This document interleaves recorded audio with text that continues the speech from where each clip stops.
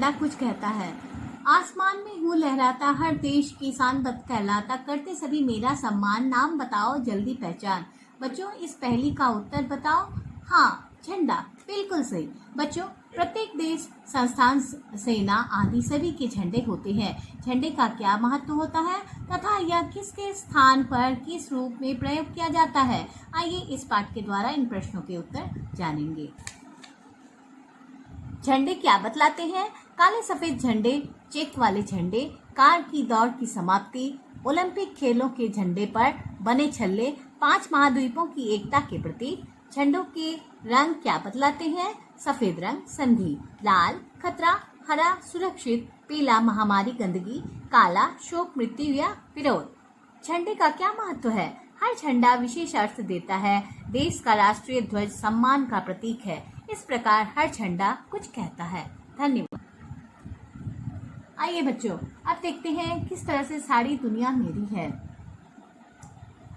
बच्चों, पूरब, पश्चिम, उत्तर, दक्षिण, ये चारों दिशाएं होती है। इन्हीं दिशाओं में संपूर्ण दुनिया बसी हुई है। आइए आज एक बच्चे की दुनिया के बारे में पढ़ते हैं। सुनो सुनो, एक बात सुनाओ, अजब कैसी अजब पहेली है। जिधर जिधर मैं नजर घुमाऊं सारी दुनिया मेरी है।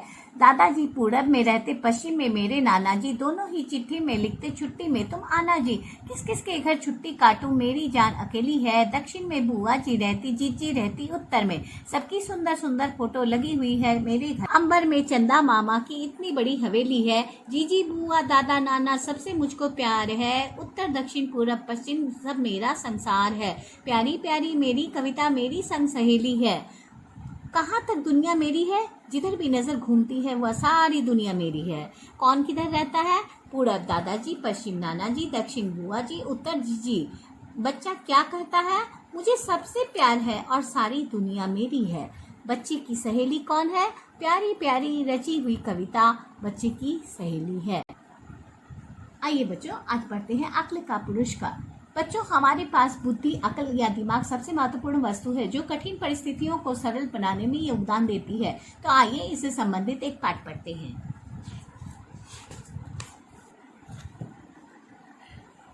एक व्यापारी था, वह बहुत धनी था। उसे एक दिन बहुत धन मिला। धन मिलने के कारण वह बहुत खुश था। उसने घोषणा की कि इस यात्रा के बाद वह सबसे योग्य दास को स्वतंत्र कर देगा। उसने दासों से कहा कि उसके लिए कोई भी बोझ उठाकर चलने को स्वतंत्र है। सबने कम वजन वाला बोझ उठाया और भोजन वाला भारी बोझ वहीं छोड़ दिया, जिसे अंत में खड़े एक दास ने उठाया। सब व्यापारी के पीछे पीछे चल पड़े। सबसे भारी बोझ को लेकर चलने वाला दास योग्य साबित हुआ, क्योंकि उसे पता था कि इसे भारी समझकर छोड़ने वाले दास ये नहीं जानते कि इसका बोझ हर रोज कम होगा और एक दिन यह खत्म भी हो जाएगा। इस तरह से अक्ल बड़ी हुई और पुरस्कार उसी योग्य दास को मिला। गोल गोल संसार। बच्चों, हमारे आसपास अलग अलग आकृति वाली वस्तुएं विद्यमान रहती है। कुछ गोल, कुछ त्रिकोण और कुछ आयताकार वस्तुएं। तो आइए आज हम गोल वस्तुओं की दुनिया के बारे में पढ़ते हैं।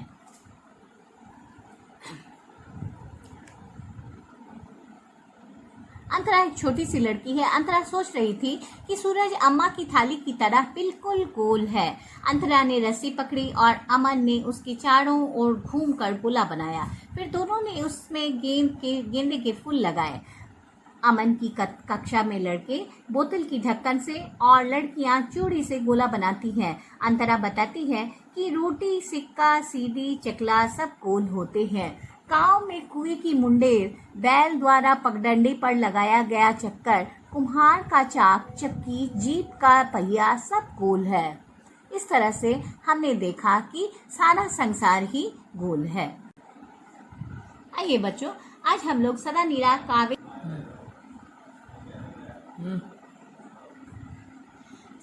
कावेरी के बारे में पढ़ते हैं। कल कल करती बहती जाती, कभी कहीं ना रुकती है। बोलो मैं क्या कहलाती हूँ? बच्चों, इस पहेली का हल बताइए। बच्चों, हमारे देश में गंगा, यमुना, कावेरी जैसी कई नदियां हैं। तो आइए आज इन्हीं नदियों में से एक नदी के बारे में पढ़ते हैं। सदा नीरा कावेरी। कावेरी का परिचय। नदी का नाम कावेरी है। स्थान कर्नाटक की धरती को सींचते हुए या तमिलनाडु की भूमि पर बहते हुए बंगाल की खाड़ी में जाकर गिरती है। कावेरी में मिलने वाली नदियां हरंगी, हेमवती, नोइल, अमरावती, सिमसा, लक्ष्मणतीर्थ, भवानी आदि अनेक छोटी बड़ी नदियां हैं। कावेरी की उपयोगिता 110 मीटर की ऊंचाई से गिरते हुए ये वातावरण को शीतल करती है और इनकी ठंडी फुहारें आसपास के संपूर्ण वातावरण को ठंडा बना देती है। सिंचाई के साथ मानव जीवन के लिए यह वरदान सिद्ध होती है। इस तरह से सदा नीरा कावेरी, जिसमें हर समय जल भरा रहता है, यह हमारे लिए बहुत ही उपयोगी है। पुराणों में भी इसके बारे में कहा गया है। आइए बच्चों, आज हम लोग पढ़ते हैं मात्राएं। मात्रा किसे कहते हैं?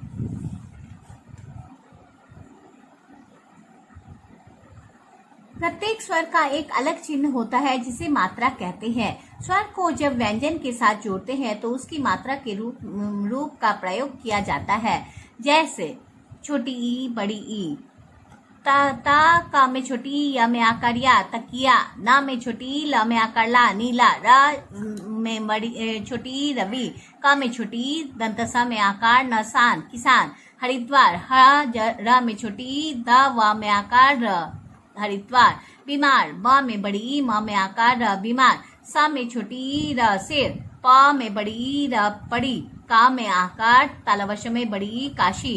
ह र में बड़ी ई, तालवश, हरीश। ग में बड़ी ई, त, गीत। च में छोटी ई, ह में हलंत और न, चिन्ह।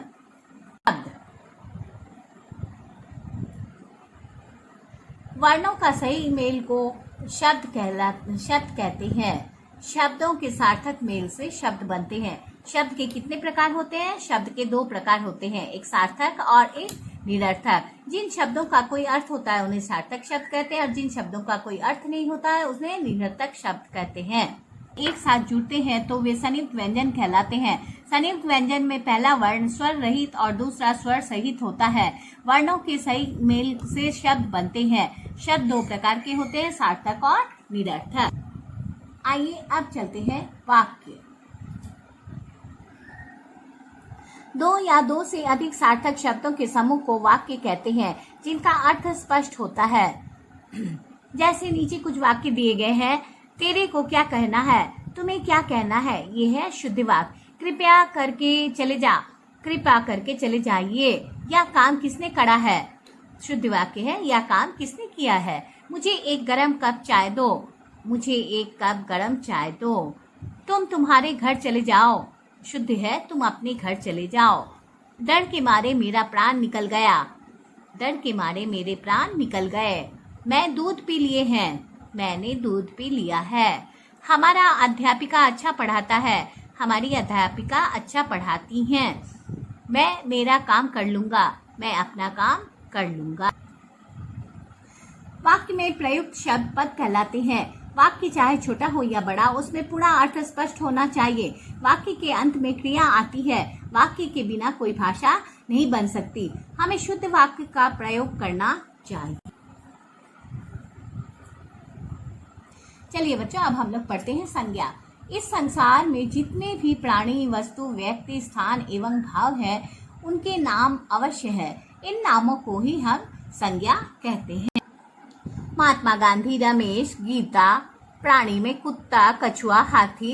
वस्तुओं में कुर्सी, घड़ी, बाल्टी। स्थान में लाल किला, ताजमहल, कुतुब मीनार। भाव में बूढ़ा व्यक्ति, नटखट बच्चा, सुंदर फूल इत्यादि। संज्ञा के कितने भेद हैं? संज्ञा के 3 भेद हैं। व्यक्तिवाचक संज्ञा, किसी विशेष व्यक्ति, वस्तु या स्थान का बोध कराने वाली संज्ञा को व्यक्तिवाचक संज्ञा कहते हैं। जैसे नरेंद्र मोदी, गीता, रामायण, कोलकाता, मुंबई आदि। जातिवाचक संज्ञा, किसी समूह या जाति के सभी प्राणियों या वस्तुओं का बोध कराने वाले शब्द को जातिवाचक संज्ञा कहते हैं। जैसे लड़का, सैनिक, गांव, गाय, पुस्तक आदि। भाववाचक संज्ञा, किसी भाव, गुण, दशा, अवस्था का बोध कराने वाले शब्द को भाववाचक संज्ञा कहते हैं। जैसे सत्य, न्याय, ईमानदारी, बुढ़ापा, ऊंचाई, मित्रता, मिठास आदि। किसी व्यक्ति, स्थान, द्रव्यवाचक संज्ञा और समूहवाचक संज्ञा। द्रव्यवाचक संज्ञा सोना, चांदी, गेहूं, चावल आदि। समूहवाचक सेना, कक्षा, टोली आदि। किसी व्यक्ति, स्थान, प्राणी या भाव के नाम को क्या कहते हैं? संज्ञा कहते हैं। संज्ञा के कितने भेद होते हैं? 3, जातिवाचक, व्यक्तिवाचक और भाववाचक। संपूर्ण जाति का बोध कराने वाले शब्द को जातिवाचक, गुण, दोष अथवा अवस्था का बोध कराने वाले शब्द को भाववाचक संज्ञा। जातिवाचक संज्ञा के 2 उपभेद माने जाते हैं, द्रव्यवाचक संज्ञा और समूहवाचक संज्ञा। अब हम लोग लिंग पढ़ते हैं। शब्द की जिस रूप से उसके पुरुष या स्त्री जाति का बोध होने का पता चलता है, उसे बोध होता है, उसे लिंग कहते हैं। शब्द के जिस रूप से उसके पुरुष या स्त्री जाति के होने का बोध होता है, उसे लिंग कहते हैं। लिंग कितने प्रकार के होते हैं? लिंग 2 प्रकार के होते हैं, पुल्लिंग और स्त्रीलिंग। जो शब्द पुल्लिंग जाति का बोध कराते हैं उसे पुल्लिंग, जो शब्द स्त्री जाति का बोध कराते हैं उसे स्त्रीलिंग कहते हैं। लिंग की पहचान। वाक्य में प्रयोग करने से लिंग की पहचान हो जाती है। मोर नाच रहा है, यह पुल्लिंग है। मोरनी नाच रही है, इससे पता चलता है स्त्रीलिंग है। घड़ी चल रही है, यह स्त्रीलिंग है। कपड़ा सूख गया है, पुल्लिंग है। शब्द के जिस रूप से उसके स्त्री या पुरुष जाति के होने का बोध होता है उसे लिंग कहते हैं। जो शब्द पुरुष जाति का बोध कराता है उसे पुल्लिंग कहते हैं। जो शब्द स्त्री जाति का बोध कराता है उसे स्त्रीलिंग कहते हैं। आइए अब हम लोग चलते हैं वचन पर। शब्द के जिस रूप से वस्तु या प्राणी की संख्या के बारे में पता चले उसे वचन कहते हैं। वचन के कितने भेद होते हैं? वचन के 2 भेद होते हैं, एक वचन और बहुवचन। एक वचन शब्द के जिस रूप से उसके एक होने का बोध हो उसे एक वचन कहते हैं, जैसे केला, पंखा आदि। बहुवचन शब्द के जिस रूप से एक से अधिक होने का बोध हो उसे बहुवचन कहते हैं, जैसे केले, पंखे आदि।